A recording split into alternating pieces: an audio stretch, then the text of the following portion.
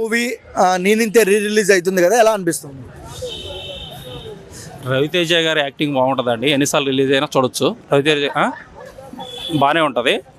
ఈ Raviteja acting already ఆయన కూడా అంత కష్టపడి పైకి వచ్చినాడు కాబట్టి యాక్టింగ్ అయినా కానీ దీంట్లో అయినా కానీ ఓకే. అంటే సినిమా కష్టాలు ఎలా ఉంటాయి, కృష్ణానగర్ కష్టాలు ఎలా ఉంటాయని అంటే కరెక్ట్గా చూపించారు కదా, ఎలా అనిపించింది అన్న మీకు సినిమా? ఓకే సార్, మంచిగా అనిపించింది. ఇక్కడ పాపం వీళ్ళందరూ ఇక్కడ మేము కూడా అప్పుడు 2 years బ్యాక్ కృష్ణానగర్లో ఉన్నానండి.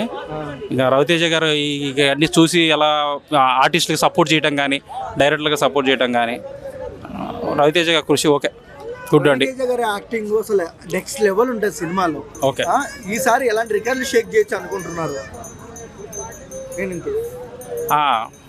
బాగానే ఉంటుందండి. కలెక్షన్ పరంగా అయితే ప్రతి ఒక్కరికి రవితేజ గారి యాక్టింగ్ ప్రతి ఒక్కరికి నచ్చుతుంది కాబట్టి ప్రతి ఒక్కరు ఆయన మూవీ ఎప్పుడు వచ్చినా కానీ సక్సెస్ అవుతుంది.